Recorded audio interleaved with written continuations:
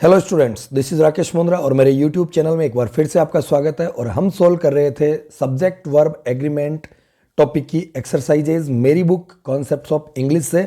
और अब तक हम सोल्व कर चुके हैं 75 क्वेश्चंस। आज शुरू करते हैं क्वेश्चन नंबर 76 से।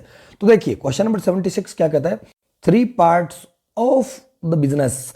पहली बात जो मैंने कॉन्सेप्ट बता रखा है, जब भी सब्जेक्ट के रूप में कैसी फ्रेज आती है जो प्रीपोजिशन से जुड़ी हुई है, जिसमें दो नाउन या दो प्रोनाउन या प्रोनाउन नाउन या नाउन प्रोनाउन आपस में प्रीपोजिशन से जुड़े हुए हैं, तो अपन को क्रिया प्रथम नाउन या प्रोनाउन के अकॉर्डिंग काम में लेनी है। तो यह प्रथम नाउन या प्रोनाउन जो है वो 3 पार्ट्स दिखने में काउंटेबल लगता है, 3 पार्ट्स बहुवचन हो सकता है ऐसा लगता है, लेकिन ये है नहीं।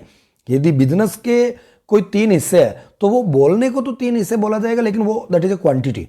वो क्या है? क्वांटिटी है, मात्रा है, या अपन उसको एक पर्टिकुलर अनकाउंटेबल नाउन ही कंसिडर कर सकते हैं। उस कंडीशन में वो हमेशा एक वचन होगा, क्योंकि अनकाउंटेबल नाउन हमेशा एक वचन होती है, क्वांटिटी हमेशा एक वचन होती है, इसलिए अपन यहां पर चूज करेंगे इज। तो 76 का आंसर चला जाएगा इज। क्वेश्चन नंबर 77 में देखते हैं द पोइट एंड फिलोसफर। सीधा सा कॉन्सेप्ट है भैया कि पोइट एक नाउन है, फिलोसफर एक नाउन है, दोनों एंड से जुड़े हुए, लेकिन मॉडिफायर एक ही आया है। यदि दो संज्ञाएं आपस में एंड से जुड़ी हो और एक ही मॉडिफायर का प्रयोग हो, यानी एक ही आर्टिकल या एडजेक्टिव या पॉजिटिव एडजेक्टिव, जैसे माई है, हिज है ना, ये आ जाए, इनको मॉडिफायर बोलते हैं। मॉडिफायर क्या होते हैं मैं आपको डिटरमाइनर के अंदर अच्छे से बताऊंगा, जब एडजेक्टिव पढ़ाऊंगा तब डिटेल से बताऊंगा। फिलहाल मैं आपको बता दूं एक ही मॉडिफायर का प्रयोग हुआ है। एक मॉडिफायर का प्रयोग हुआ तो पूरी संज्ञा को एक वचन ही माना जाएगा। यदि यहां पर the poet and the philosopher आ जाता, यानी दोनों संज्ञाओं के पहले दो अलग अलग मॉडिफायर प्रयोग में ले लिए जाते, तो यह संज्ञा बहुवचन मान ली जाती और बहुवचन क्रियाओं का प्रयोग होता। लेकिन यहां पर एक ही मॉडिफायर का प्रयोग किया गया है, इसलिए ये संज्ञा जो है वो एक वचन ही मानी जाएगी। तो वर हो गया कैंसल, आर हो गया कैंसल, है हो गया कैंसल, आंसर जाएगा इज। क्वेश्चन नंबर देखते हैं 78 द ओरेटर एंड स्टैट्समैन। फिर वही बात स्टूडेंट, गांठ बांध लीजिए। एक ही मॉडिफायर पाया जाता है तो भले ही एक से ज्यादा संज्ञाएं आ जाए, सारी संज्ञाओं को, सारी नाउन्स को सिंगुलर ही माना जाएगा। किसी वाक्य में पाए जाने वाले मॉडिफायर्स की संख्या उस वाक्य में पाई जाने वाली संज्ञाओं की संख्याओं के एग्जैक्टली समानुपाती यानी बराबर होती है। समानुपाती तो नहीं कहूंगा, थोड़ा फिजिक्स का टर्म आ जाएगा, इक्विवेलेंट होती है। तो सीधी सी बात है, यहाँ ओरेटर आया, स्टेट्समैन आया, लगता है ऐसा है जैसे कि संज्ञा बहुवचन हो गई है, क्योंकि दो संज्ञाएं आ गई है। और इंग्लिश में जब कोई चीज एक हो तो उसको एक वचन माना जाता है, जब एक से ज्यादा हो तो उसे बहुवचन माना जाता है। लेकिन ये यहां पर फिर भी बहुवचन नहीं हो पाएगी, क्योंकि मॉडिफायर एक ही है। मॉडिफायर एक है तो पूरा जो सब्जेक्ट है वो पूरी की पूरी फ्रेज है ना, वो सिंगुलर माना जाएगा। सिंगुलर माना जाएगा तो उत्तर आर कैंसिल हो गया, वर कैंसिल हो गया। अच्छा, is arrived the orator and statesman is arrived हो नहीं सकता, क्योंकि एक्टिव वॉइस का वाक्य। एक्टिव वॉइस के अंदर कई बार मुझे स्टूडेंट्स पूछते हैं सर इसके अंदर आपने इज अराइव्ड नहीं लगाया, कई जगह इज के साथ थर्ड फॉर्म लगाते हैं। तो स्टूडेंट्स हमेशा याद रखिए पैसिव वॉइस के अंदर ही इजारम वाजवर के साथ थर्ड फॉर्म आ सकता है, अन्यथा इजारम और वाजवर के साथ कभी भी थर्ड फॉर्म का प्रयोग नहीं हो सकता है। ये एक्टिव वॉइस का सेंटेंस है, इसके अंदर अपन प्रेजेंट परफेक्ट टेंस की क्रिया काम में ले सकते हैं, जो कि हमें दी गई है हैज अराइव्ड। हैज अराइव्ड, क्योंकि हैज के साथ तो एक्टिव वॉइस में भी थर्ड फॉर्म का इस्तेमाल कर लिया जाता है। आई होप आपको समझ में आ गया होगा। क्वेश्चन नंबर 79 को देखिए the poet and the philosopher. देखिए पोइट एक नाउन है, फिलोसफर एक नाउन है, लेकिन इसके पहले भी मॉडिफायर लगा है और पोइट के पहले भी मॉडिफायर लगा है। पोइट के पहले विदा है, फिलोसफर के पहले विदा है। अब की बार दोनों संज्ञाओं के पहले दो अलग अलग मॉडिफायर का प्रयोग किया गया, इसीलिए यह संज्ञा बहुवचन मानी जाएगी। एक मॉडिफायर आता तो इनको एक ही मान लिया जाता। इसका यदि एक मॉडिफायर आता तो इसका मतलब होता द पोइट एंड फिलोसफर। वो कवि और दार्शनिक मर गया, जो कवि था वही दार्शनिक था, मतलब ये हुआ। लेकिन दो मॉडिफायर लगाए गए, इसका मतलब है वो कवि मर गया और वो दार्शनिक मर गया, वो कवि और वो दार्शनिक मर गया। कवि अलग मरा, दार्शनिक अलग मरा, कुल मिलाकर के कितने जने मरे? 2 जने। और इंग्लिश में 2 का मतलब है बहुवचन, तो बहुवचन क्रिया का प्रयोग करेंगे अपन, तो इसमें उत्तर जाएगा आर। अब कई जने कहेंगे सर इसमें हैव डेड क्यों नहीं आ सकता? नहीं, ये एक तरीके से पैसिव का ही वाक्य है कि ये दोनों मरते, मरता आदमी खुद नहीं है, वो एक इनडायरेक्ट वर्क होता है, इससे इनडायरेक्ट टास्क होता है, इनडायरेक्ट एक्टिविटी होती है, इनडायरेक्ट एक्शन होता है, उसको पैसिव में कन्वर्ट किया जाता है। आर डेड। अच्छा, Raman as well as is friend तो एज वेल एज, मैंने एक संज्ञा बताई थी आपको कि जब दो संज्ञाएं, एक कॉन्सेप्ट बताया था कि जब दो संज्ञाएं या दो सर्वनाम या संज्ञा सर्वनाम या सर्वनाम संज्ञा आपस में as well as, with, together with, along with, including, excluding, in addition to और बिसाइड्स से जुड़ जाए, तो जो प्रथम नाउन या प्रोनाउन होता है उसके अकॉर्डिंग ही हम क्रिया का इस्तेमाल करेंगे। तो हमारे पास में रामन यहां पर सिंगुलर है, तो सिंगुलर क्रिया इसका प्रयोग, सॉरी इसका प्रयोग नहीं कर पाएंगे, वर्क कट जाएगा, हैव कट जाएगा, इज और हैज दो है, बाद में देखना पड़ेगा वोन है, वाक्य एक्टिव हो इसका, तो इसका प्रयोग भी नहीं कर सकते, उत्तर क्या चला जाएगा, हैज। अगला क्वेश्चन आ गया iron as well as gold, फिर वही बात, आयरन भी सिंगुलर है, गोल्ड भी सिंगुलर है, बोथ आर सिंगुलर, तो क्रिया तो हम वैसे भी अपन कानूनी तौर पर एज वेल एज के पहले वाले नाउन के अकॉर्डिंग ही काम में लेंगे। तो एज वेल एज के नाउन के जो पहले संज्ञा है आयरन, आयरन मीन्स एक द्रव्य है, एक पदार्थ है, एक मटेरियल है, एक मटेरियल नाउन है, ऑलवेज सिंगुलर होगी, कोई रोक ही नहीं सकता, कभी भी बहुवचन नहीं हो सकती। तो आयरन एक सिंगुलर है, हमेशा मटेरियल नाउन सिंगुलर होती है, याद रखिएगा। मटेरियल नाउन कभी भी प्लूरल नहीं हो सकती, स्टूडेंट्स गांठ बांध लीजिए, मटेरियल नाउन हमेशा सिंगुलर होती है, आयरन सिंगुलर होगा। सिंगुलर में वर कट गया, आर कट गया, हैव कट गया, उत्तर आ गया is. Question number 82, kindness as well as mercy, फिर एज वेल एज आ गया, उसके पहले काइंडनेस है, बाद में मर्सी है, तो अपन क्रिया काइंडनेस के अकॉर्डिंग लगाएंगे। काइंडनेस एक एब्स्ट्रैक्ट नाउन है, और एब्स्ट्रैक्ट नाउन मीन्स हमेशा एक वचन, और सीधी सी बात है अलाउ क्रिया की फर्स्ट फॉर्म है, एक वचन कर्ताओं के साथ में कभी भी फर्स्ट फॉर्म का इस्तेमाल नहीं हो सकता। मेरी गांठ बंधाई हुई है, आपको मेरा फाइनल कॉन्सेप्ट दिया हुआ है, एमटीआर दिया हुआ है, स्टूडेंट हमेशा याद रखिए किसी भी वाक्य में एक वचन कर्ता के साथ में फर्स्ट फॉर्म का इस्तेमाल मर्रे ही नहीं हो सकता, कभी नहीं हो सकता, चाहे आंधी आए चाहे तूफान आए कुछ भी हो जाए, एक वचन कर्ता के साथ में फर्स्ट फॉर्म का प्रयोग कभी भी नहीं हो सकता। यदि एक वचन के साथ में आपको क्रिया का प्रयोग करना है फर्स्ट फॉर्म वाली फॉर्मेट में, तो आपको उसका एस या ईएस फॉर्मेट यानी डज फॉर्मेट इस्तेमाल करना पड़ेगा, जो कि अलाउज है। क्या है? अलाउज। आई होप आपको समझ आ गया होगा। क्वेश्चन नंबर 83 देखते हैं, the king with all his ministers, the king with all his ministers, देखो विद का प्रयोग हुआ है। मैंने कॉन्सेप्ट क्या बताया, जब दो संज्ञा आपस में with, along with, including, excluding बहुत सारे बताए, तो इनसे जुड़ जाए तो क्रिया हमेशा पहले वाली नाउन के अकॉर्डिंग आती है या पहले वाले प्रोनाउन के अकॉर्डिंग आती है। तो विद के बाद में ऑल हिज मिनिस्टर्स है, जो कि बहुवचन है, लेकिन क्या फर्क पड़ता है, पहले वाली जो नाउन है वो एक वचन है, तो अपन क्रिया एक वचन ही काम में लेंगे, इसलिए हैव कट गया, वर कट गया, उत्तर आ गया वाज।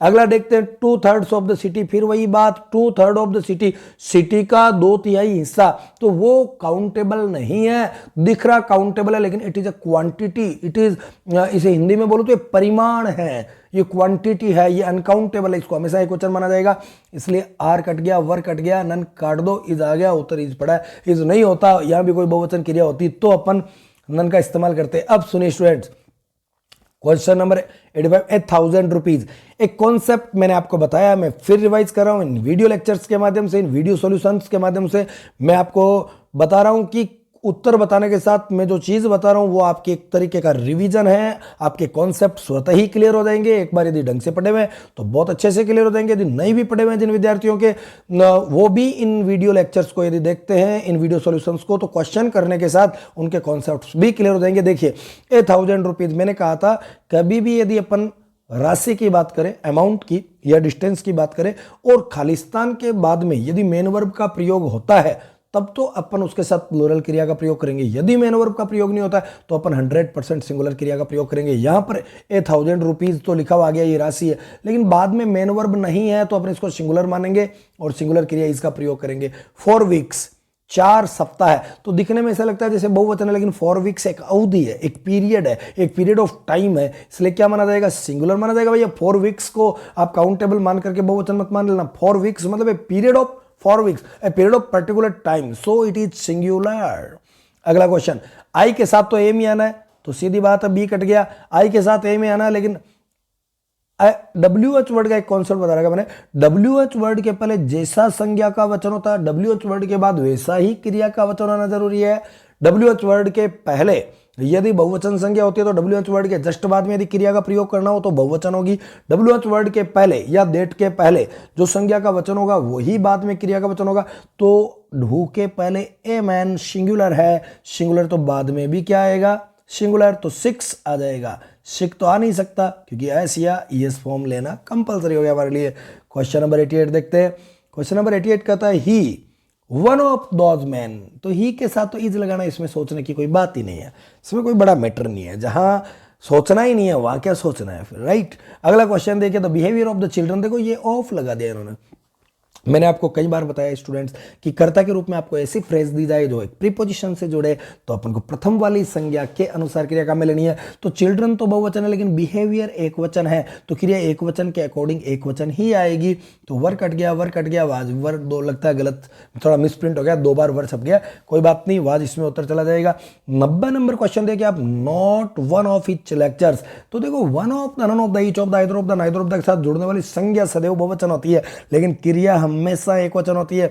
ये कॉन्सेप्ट मैंने एकदम क्लियर आपको कराया हुआ है कि one of the, none of the, each of the, either of the, neither of the के साथ जुड़ने वाली संज्ञा बहुवचन होगी, लेकिन क्रिया हमेशा एक वचन होगी। तो एक वचन होगी तो भैया हैव बीन कट गया, वर कट गया, हैव कट गया, हैज बीन उत्तर पड़ा, यहाँ पर कोई प्रॉब्लम नहीं है। Question number 91, by that time 2 week salary. 2 week salary, 2 सप्ताह की सैलरी। भैया सैलरी है मतलब पैसा है, पैसा है मतलब धन है, धन है मतलब अनकाउंटेबल है, अनकाउंटेबल है, इसका सीधा सा मतलब है वो एक वचन है। एक वचन है तो एक वचन क्रिया वाज का प्रयोग करेंगे। इसका क्यों नहीं करेंगे अब की बार, क्योंकि दैट टाइम का प्रयोग किया गया। दैट टाइम पास्ट को इंडिकेट करेगा, तो पास्ट में अपन इसका प्रयोग नहीं करेंगे। तो ये आ गया was. The quantity of mangoes, देखो ऑफ लग गया। मैंने फिर बताता हूँ, ऑफ के बाद में प्लूरल है, क्या फर्क पड़ता है, पहले क्वालिटी सिंगुलर तो अपन सिंगुलर क्रिया वाज का प्रयोग करेंगे। क्वेश्चन नंबर 93 देखिए, the cost of all these articles. तो cost of all these article, of आ गया, ऑफ ऑफ ऑफ, ऑफ के बाद में ऑल दीज आर्टिकल्स प्लूरल है, लेकिन हमें क्या फर्क पड़ता है, क्योंकि अपन ने एक रूल पढ़ रखा है कि कर्ता के रूप में एक ऐसी फ्रेज है जिसमें 2 चीजें प्रीपोजिशन से जुड़ी हो, तो जो पहले वाला नाउन है उसके अकॉर्डिंग ही, या पहले वाला प्रोनाउन उसके अकॉर्डिंग ही क्रिया काम में लेनी है। तो क्या हो गया भैया, द कॉस्ट एक वचन, तो एक वचन का क्रिया का प्रयोग करेंगे, तो आर कट गया, हेव कट गया। हेव बीन राइजन तो होगा नहीं, क्योंकि बाकी एक्टिव हो, इसका एक्टिव के अंदर हेव बीन के साथ थर्ड फॉर्म थोड़ी लगाएंगे, राइट। तो अपन हेज का प्रयोग करेंगे। अब हेव तो वैसे भी नहीं आएगा, हेव बीन का तो वैसे भी प्रयोग नहीं हो, क्योंकि क्रिया एक वचन आनी है, तो हेव बीन वैसे भी कट गया, यानी 3 कट गए यार, ऑप्शन तो बचा ही गया। बस सबसे बढ़िया तरीका है, 3 ऑप्शन कट गए, तीनों उत्तर नहीं हो सकते, जो बचा है वो 100% राइट आंसर होगा। क्वेश्चन नंबर 94 देखिए, वेराइटी ऑफ प्लीजिंग ऑब्जेक्ट्स। फिर देखिए एक प्रीपोजिशन आ गया, प्लीजिंग ऑब्जेक्ट्स प्लूरल है, क्या फर्क पड़ता है भैया, वेराइटी एक वचन है, एक वचन तो अपन एक वचन क्रिया का प्रयोग करेंगे। तो भैया चार्मिंग तो एक वचन होती ही नहीं है, चार्म क्रिया की फर्स्ट फॉर्म में बहुवचन होती है।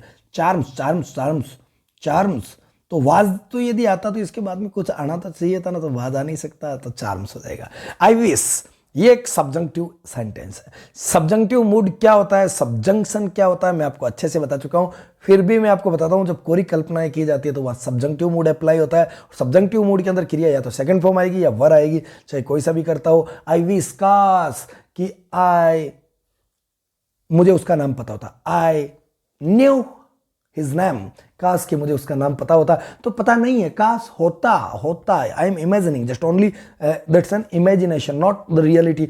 सो अपन इसमें क्रिया की सेकंड फॉर्म का इस्तेमाल करेंगे। जब कंजंक्शन सब्जंक्शन आता है, जब सब्जंक्टिव मूड का इस्तेमाल होता है, जब कोई कल्पनाएं की जाती है, तो अपन क्रिया की सेकंड फॉर्म या वर का इस्तेमाल करेंगे। आई विश, काश आई वर ए मिलेनियर, में एक बहुत ही धनवान आदमी होता, मिलेनियर होता है ना, लखपति होता, करोड़पति होता, तो ये वाक्य यही कर रहा है कि मैं हूं नहीं, बस इसमें इमेजिनेशन की जा रही है कि काश ऐसा होता। आई विश आई वर, क्रिया या तो सेकंड फॉर्म आएगी या वर आएगी। अगला है यू फाउंड माई बुक, तो भैया फाउंड है ना, फाउंड खुद क्रिया की सेकंड फॉर्म है, सेकंड फॉर्म है तो थर्ड फॉर्म भी फाउंड ही है, तो थर्ड फॉर्म है तो थर्ड फॉर्म के एक्टिव का वाक्य है, तो एक्टिव में थर्ड फॉर्म के साथ आर नहीं लग सकता, क्योंकि ये तो पैसिव में लगता है, एम नहीं लग सकता, क्या लग जाएगा, प्रेजेंट परफेक्ट लग जाएगा। प्रेजेंट परफेक्ट में हैव के साथ में क्रिया की थर्ड फॉर्म इस्तेमाल होती है। तो have you found my book, क्या योर बुक, क्या तुम्हें तुम्हारी किताब मिली या मिल गई है। The children, the child, child एक वचन है बच्चों, चाइल्ड एक वचन है, एक वचन है तो अपने एक वचन क्रिया का प्रयोग करेंगे, सोचना ही नहीं है, इसमें कुछ नहीं सोचना है, सीधी सी बात है, चाइल्ड एक वचन है तो एक वचन क्रिया का प्रयोग होगा। Question number 99, one of my books, मेरी किताबों में से कोई एक। देखिए ऑफ यहाँ एक प्रीपोजिशन है, क्या फर्क पड़ता है, ये बहुवचन है, कोई मतलब नहीं, हमें इसके अकॉर्डिंग क्रिया लगानी है। वन एक वचन है तो अपन इसका इस्तेमाल करेंगे। और आज के वीडियो में जो अंतिम सवाल है वो है 100th question, one must try. One एक प्रोनाउन है यहाँ पर, वन क्या है यहाँ पर, एक प्रोनाउन है जो हमेशा सिंगुलर होता है, एक वचन व्यक्ति को दर्शाता है। एक व्यक्ति को, कोई भी दुनिया में कोई भी व्यक्ति, उसको प्रयास करना चाहिए अपना बेस्ट देने का, सफलता प्राप्त करने के लिए, तो वो एक वचन है, एक वचन होता है। तो वन के साथ हमेशा एक बात है, बहुत अच्छा क्वेश्चन आया यहाँ पर। ये सवाल एक्चुअली सिंटेक्स का रहा ही नहीं, ये सवाल हो गया दूसरा, या तो इसको प्रोनाउन का मान लीजिए या एडजेक्टिव का मान लीजिए। देखो मैं बताता हूं, जब कर्ता वन होता है ना, कर्ता जब किसी वाक्य का वन होता है, वन यहाँ एक प्रोनाउन है, वन का मतलब एक नहीं है, वन का मतलब है कोई भी व्यक्ति, है ना, दुनिया का कोई भी व्यक्ति, उसको अपना बेस्ट करना चाहिए। तो इसके साथ सदैव ही पॉजिटिव केस के रूप में वंस का इस्तेमाल होता है, कभी भी हिज या हर का इस्तेमाल नहीं होता। ये चीजें बार बार आएगी अलग अलग वीडियोज में, ये चीजें आपके दिमाग में एकदम नीट एंड क्लीन क्लियर हो जाएगी। ये सवाल कई बार पूछा हुआ है, टीचर एग्जाम में भी पूछा हुआ है, एयरफोर्स नेवी में भी पूछा हुआ है, एनडीए में भी पूछा हुआ है। One must try one's best to achieve success. अभी जस्ट किसी एग्जाम में पूछा गया था, एग्जाम मुझे याद नहीं रहा, एक बच्चा मेरे पास लेके आया था, one should do his duty या वंस ड्यूटी। तो सीधी सी बात है भैया, जब सब्जेक्ट वन है तो वंस ड्यूटी ही आएगा, हिज ड्यूटी नहीं आएगा, क्योंकि वन सब्जेक्ट यानी वन प्रोनाउन का पॉजिटिव केस जो फॉर्मेट है वो होता है वंस। आज के वीडियो में इतने क्वेश्चन ही, इसके जस्ट अगले वीडियो में अपन 101 से लेकर के बाकी के बने हुए ऑप्शन बेस्ड, बाकी के बचे हुए ऑप्शन बेस्ड जितने भी क्वेश्चन है वो कंप्लीट करेंगे। उसके बाद में उससे अगले वीडियो में एरर के क्वेश्चन करेंगे। तब तक के लिए जय हिंद।